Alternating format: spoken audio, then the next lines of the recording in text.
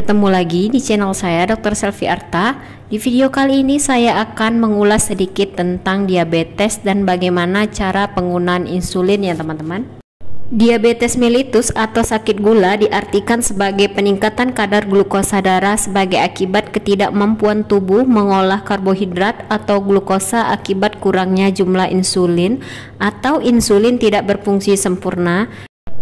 Tahu nggak teman-teman, jumlah penderita diabetes di Indonesia sekarang berada di angka kelima terbesar dunia loh. Di sini saya akan mengulas sedikit terkait diabetes, yaitu jenis diabetes tipe 1. Ini sering terjadi pada anak-anak ya teman-teman. Ini muncul karena pankreas berhenti memproduksi insulin.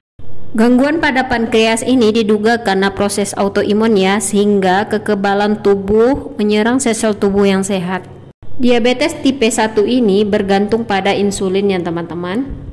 Insulin ini adalah hormon yang berasal dari kelenjar pankreas. Kelenjar ini terletak di belakang dan di bawah lambung ya teman-teman. Nah, ini dia diabetes tipe 2 yang sering terjadi pada orang dewasa karena faktor gaya hidup ya teman-teman. Sering terjadi pada orang dewasa dengan berat badan lebih atau obesitas ya. Pada diabetes tipe 2, pankreas tidak menghasilkan insulin dalam jumlah yang cukup memadai atau tubuh tidak mampu menggunakan insulin yang tersedia dengan baik ya teman-teman.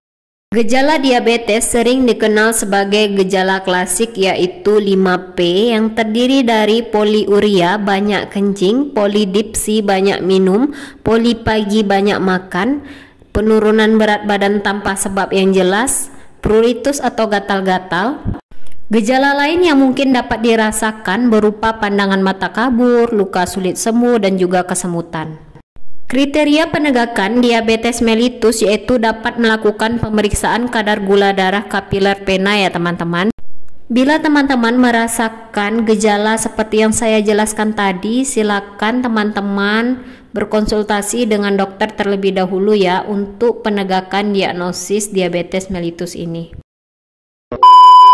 Oke, kita lanjut ya teman-teman. Pengobatan untuk penyakit gula atau diabetes ini difokuskan pada perubahan gaya hidup ya. Selain itu juga diperlukan penggunaan obat-obat seperti obat hipoglikemik oral ya. Dan perlu juga suntikan insulin. Ada beberapa jenis insulin yang dapat digunakan di rumah seperti Novorapid atau Levemir yang biasa digunakan ya. Nah, siapa saja yang perlu mendapatkan insulin? Ada beberapa kriteria pasien yang akan mendapatkan insulin dari dokter ya teman-teman. Ini ada beberapa kriteria dari 1 sampai 7. Teman-teman bisa baca lebih lengkapnya ya. Oke, ini sekarang kita lanjut bagaimana cara pemberian insulin. Yang paling sering yaitu secara subkutan ya teman-teman. Ini bisa dilakukan secara mandiri di rumah. Untuk lebih lengkapnya teman-teman bisa menyimak video saya berikut ini ya. Lokasi pemberian insulin itu ada beberapa, bisa di bagian perut, lengan, paha, bokong ya teman-teman.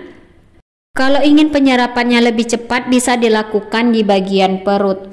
Cara menyuntikkan insulin yang benar ini ada beberapa poin, dari poin 1 sampai poin 10 teman-teman bisa baca lebih lengkapnya. Agar lebih fokus silakan baca terlebih dahulu ya sebelum ke video praktek ke pasiennya.